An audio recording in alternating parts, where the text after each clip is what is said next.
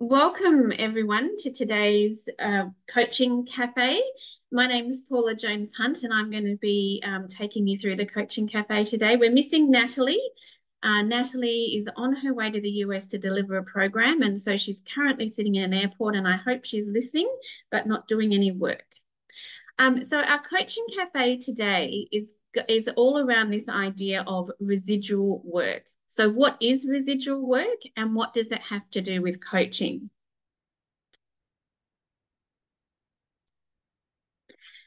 Before we commence, I would like to do an acknowledgement of country. So we acknowledge the traditional owners and custodians of the lands on which we meet today and their continuing connection to the land, water and communities of Australia and the lands from all around the world from which you might be joining us.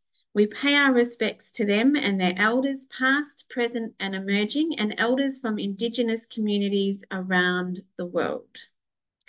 So, our topic today, what's on the agenda? We're continuing this idea around real topics in coaching in the workplace. The topic today is around what is residual work? What does it have to do with coaching? And as always, it's about creating community. And I'm really going to call on the community today because I'm going to ask you lots of questions and I'd love to get your feedback.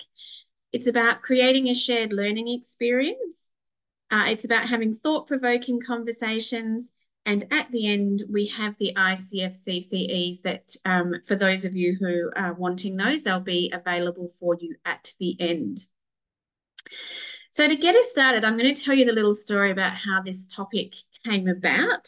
So last week, Natalie and I were co-facilitating a program together, and there was a couple of participants who were really questioning around the idea of not having time for the coaching. So they're super busy, and I'm sure lots of you will be able to relate to this. And I myself have worked in-house HR and have been extremely busy. So I completely understood where they were coming from. Is I'm really super busy. I don't have time for anything. So how will I have time to do this? How will I have time to coach people if I'm already super busy? And I was sitting in the program and I really heard what they had to say. And I know that coaching works, and I know that you guys know that coaching works. But when you've got people who are really struggling to see how it's going to work for them and what difference it's going to make, how do you help them find that realization? So I went home that night and I did some research. I thought, I'm going to jump into this and I'm going to do a little bit of research and see what I came up with. And what I came up with was the idea of residual work. So what is residual work? And before I get into this, this is where I'd really love to have some contribution from everyone today, because what I'm giving you are some great big thought bubbles. These are conversations that we've had over the last week and some research and just ideas. So I'd be really interested in where you think this could be used or how it might be able to be used in the coaching space. So when we look at what is residual work, the research that I did actually came from a gentleman by the name of Greg McEwen, and I've put the details here for you. So it's a book that he wrote that's called Effortless, which is Make It Easier to Do What Matters Most. And he was most recently named a young global leader by the World Economic Forum. And he talked about residual work, meaning it's work that you do. I'll read it. Residual work means that work you do continuously yields benefits to you long after you've stopped working on it. So it means it's work that you do that in the moment is a piece of work, but it continuously yields a benefit for you as you continue working, as you move to something else. And the opposite is linear work. So linear work means you put in the effort once and you get the results once. So it might be that you do something. So it's a piece of work that you put effort into it and you do it once and then you've washed your hands of it it could be a very great piece of work, but it doesn't yield you any benefit moving forward, or it doesn't continue to yield you benefit moving forward. And I liked this idea, and I sort of related it to the idea of when you look at exercise programs, for example, there's lots of talk about how do you create exercise programs that means that your metabolism keeps working for the whole day, so you get the benefit from it for the whole day. So this is sort of thinking about, if you're looking at residual work, how do you do work that yields a benefit? So when I thought about this in regards to very busy people doing lots of work, I felt like it really resonated from that perspective. So if you're a manager and you've got a staff member in front of you who has to do something or is asking you questions, if you take a coaching approach and you help them find their own answer and their own way forward, is that considered residual work? And then and you receive the benefit because that staff member then knows what they're doing moving forward and doesn't have to come to you the next time. Or is it residual work because you've empowered someone to go forth and do a piece of work, and that then continues to be residual as it goes on? So this is my thought bubble for the day. And so I'm very interested in what your thoughts on this and how it might be useful in the workplace.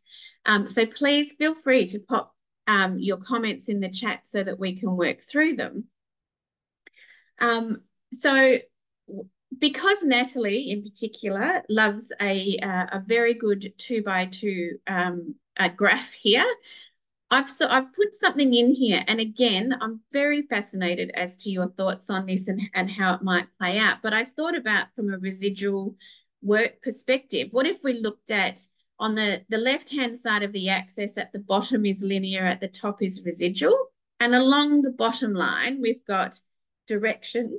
So if you are directing someone to do someone versus coaching someone to do something, if we think about direction, something that is linear and directed would be considered a task. So can you please call Mrs. So-and-so and ask her to do something? Or can you reply to this email? And it's likely to be a one-off something. And if you think about, we've used a similar diagram when we think about when to coach, thinking about, is it an everyday activity, or is it something that's a one-off? And is it a critical activity, or is it something that's not likely to cause lots of, it's not a high priority? So this was sort of this same idea that says, if it's linear and it's a task and it's a once off, it might be a direction. But what if we want to think about it from a coaching perspective? How do we move this from just being a linear task to something that is residual and has a coaching approach?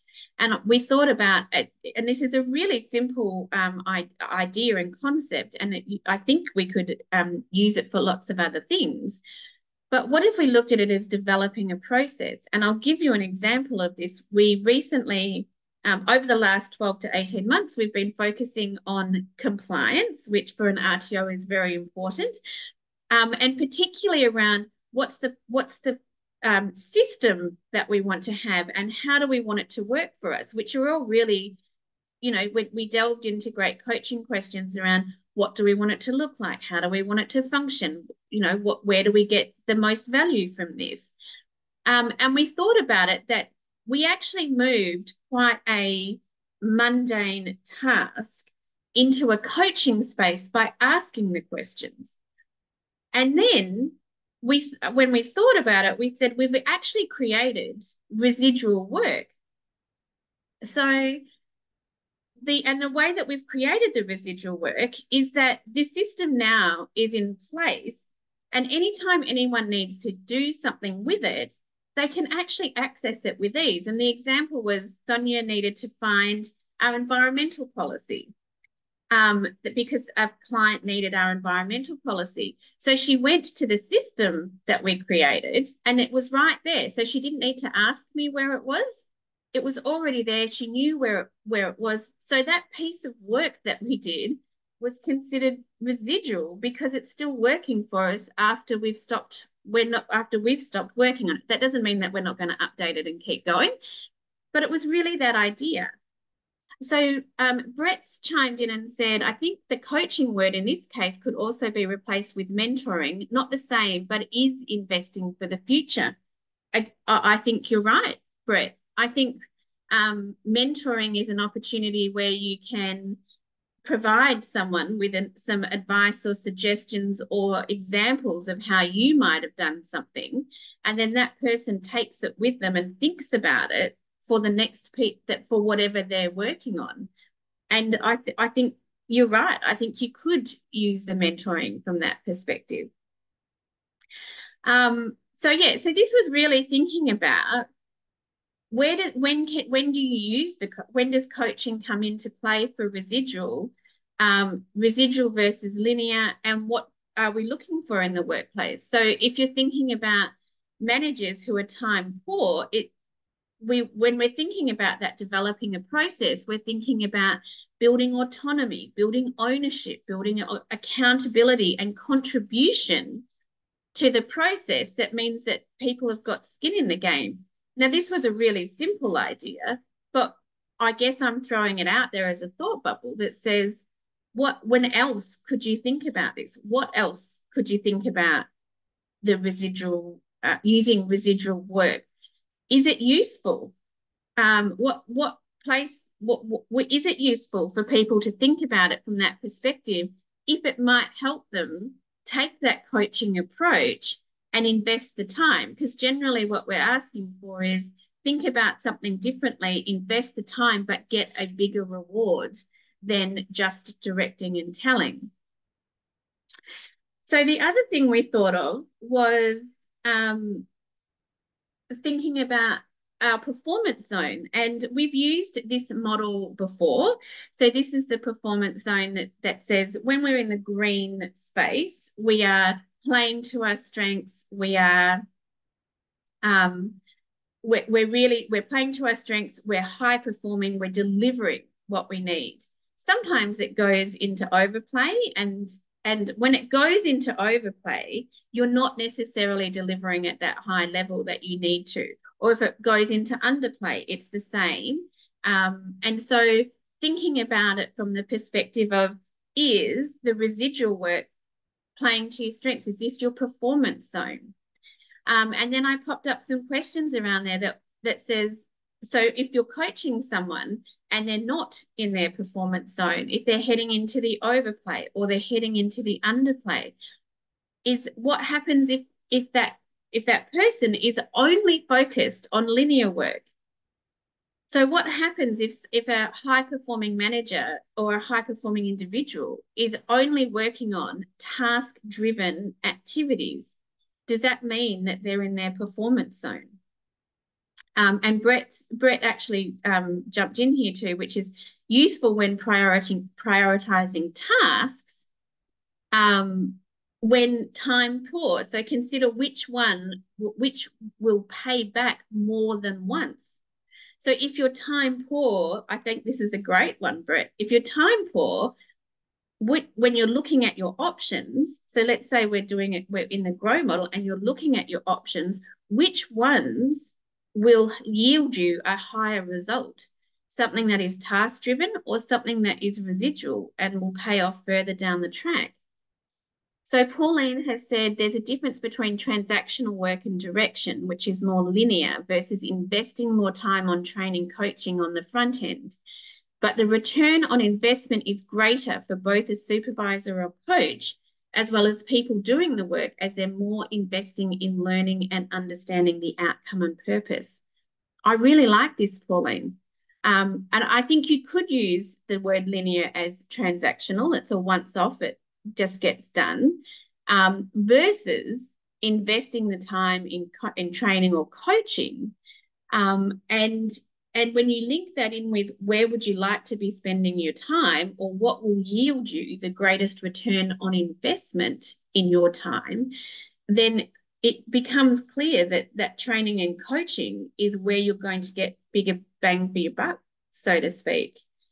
And if we are talking about people who are time poor, it's looking at how do you maximize your time. Now, I have put a question in here. What happens? So I put in what happens if our team is only focused on linear work? But also the question is, does the linear work get done if we are only focusing on residual work? And I don't know the answer to this question. I think there's lots of ideas around that. If you are working on if you're working on something that is residual, does it mean that the linear work gets done? Or is it about thinking about when is the time to do the linear work versus when is the time that you want to really focus on your residual work? We've also got in here leadership capital required as a measured against value or productivity. Some things are not worth residual work. I think that's a good thought too. Thank you for that great thought. So are people putting effort into something that is considered a residual, but it's not the priority or where your focus should actually be? And I think they're great questions to ask in a coaching session, is around what is your priority in this space? What's the priority of the organization at this point in time? And marrying those two up, where do we need to meet for that in the middle? So yet not about time management, it's about focus management. I really like that. I really like that term, focus management. Where do we want to focus our time? Where is your time best focused? All those really great coaching questions. And please throw in some coaching questions if you've got great ones that we could use at this time and share with the group. I think maybe the residual and the linear is about thinking about where you focus your time. I'd love to hear from you about do you think linear work gets done if we're only focusing on residual work? Because it was just a thought bubble that I had that came up. And any feedback about what you think happens if the team is only focused on linear work.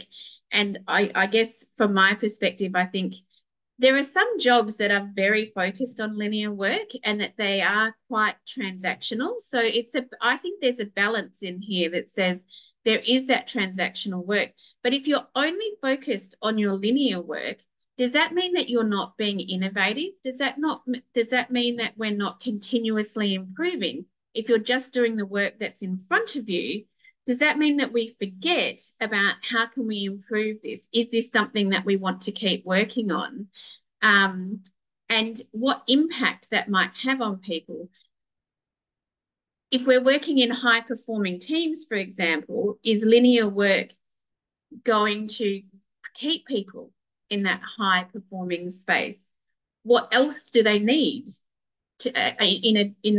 with that? How do we utilize their strengths if we're working on linear work? So if I have to write a policy, sometimes policies are not that much fun, but if I'm writing a policy, if I know that it links to, if I know that it will be residual work, that people will be able to access that policy and it'll have use later, does that mean that it is something that we do want to work on? I don't know. These are all just very big questions that we created around this idea of linear work or the idea of residual work. Should we be focusing more on the residual? Brett said, isn't the essence of coaching about helping people invest now for improvement towards change and their goals? Therefore, isn't the whole process about residual work? I agree with you, Brett. I think coaching is about residual work because it's also about someone adding to their toolkit as they're going. So if you improve on something, if you focus on something, that then becomes a piece of information in the knowledge and skills that you have so that next time you go and do something, you've already got it in your tool belt to go with you. So I agree. I think the essence of coaching is around that idea of residual work. Coaching is not about what's the to-do list that comes out of a coaching session. It's not just about the what will you do moving forward came from having thought about things and having great questions, and really considering other things. So it in itself is a learning process for the coachee. Just some thoughts on that. One of the tools that we thought also that would be really helpful in this space, in taking a coaching approach to thinking about residual work versus linear work, was one of my favorites, which is the stop, start, less of, more of. So a tool that you could be using in coaching sessions that managers can use with their teams. You could do this as a team approach that says, let's have a think about our team overall. Let's have a think about what is the type of work that we need to be doing? What is the type of work that really energizes us from a strengths perspective? And what you could even break things into what is the linear work we need to do versus what is the residual work that we need to do, and thinking about where do we want to focus our energy, where do we want to focus our time, and then think about, so is there anything that we need to stop doing? Are there any meetings that we're attending that might be considered linear? Just depends on what you might learn from the meeting, but what might we be able to stop doing? What might we start doing? Where might we focus our time more? What do we want to be doing less of? What do we need to be doing more of? What will yield us the most value in the work that we're doing? It could even be a question around how do we move some of our linear work into residual work? How do we make sure that what do we need to do to move that linear work into residual work so that we are getting great value from it? So I think that looking at it from this coaching approach says sometimes it's not about sometimes it's what do we need to stop doing? Is just doing that transactional work in a transactional state still working for us? And sometimes you do have to do it. I'm not saying we can't stop all transactional work. It doesn't work that way. But what if we can move the transactional to residual? What difference would that make? What impact would that make? Is it possible? How would we make it possible? What might we want to start doing? What might we want to do differently that we haven't been doing before, so that residual work is coming to the forefront, or acknowledging that it's residual work and putting the pieces of the puzzle together. What can we do less of? What can we do more of? And then thinking about what are the actions moving from there. I think when we're working with high performers too in coaching conversations, it's about really looking at what is that focus area, and how do we make sure that the residual work, even with the work that they're doing with their teams, is really coming to a forefront. So I'm happy for any and all more comments on this one. And I'm really interested in your thoughts on, is this something that you would consider from that perspective of helping people understand where coaching can really be a benefit for them? Is this different terminology that would be of use for people, thinking about, I'm very time poor, you want me to do coaching. Why would I do coaching? What benefit is it for me to do coaching? And being able to show them the benefits from that perspective. So, yeah, happy to hear your thoughts on this one, because really these really were just giant big thought bubbles that came out, and looking at current research around different topics and trends of what's happening, or any other coaching tools that you think it would be of use for. So is there another coaching tool that we've used that you think represents this or would be useful in these topics? Yeah, if you've got any other comments, pop them in there. All thoughts, ideas are always welcome at Open Door Coaching. So, and if you've got, thinking about any other topics that you might have for our coaching cafe sessions, anything that's relevant in the workplace at the moment, we would love to hear your ideas. So what's coming up? So with our certificate for in workplace and business coaching program, our October dates are already going, and our November program is actually full at this stage. So we're looking at dates moving into February and May for next year. So if you're interested in that, you can head there. We do have our diploma of organisational coaching. We do executive senior leader coaching, mentoring, coaching programs, and mediation services. There's been a couple of comments that have come through. The Eisenhower Matrix provides a worthwhile framework for this. Thank you very much for that framework. So people can go and have a look at the Eisenhower Matrix. And Sebastian has said, as a coach, you need to model good time management. This would be a good way to get coaches to think about how they spend their time to help others.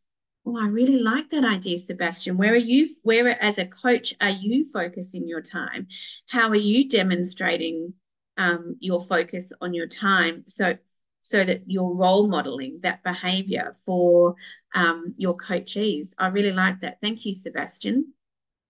Well, I would like to thank everybody for joining us today. Brett's put in a coaching topic, coaching in support of change in the workplace. I think that is absolutely something we can help with, Brett.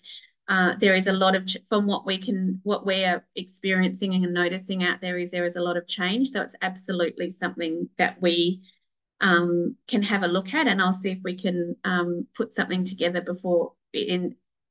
we'll see what we can put together for you is what I'm going to say. Another topic came through, delegating, especially for new managers. That's a good one. And I think it links in with this topic too, that says, how do you build and grow people with coaching to enable them to be able to delegate the work and to help them with that delegation? There's definitely a coaching cafe next week. We are just looking at the coaching cafes.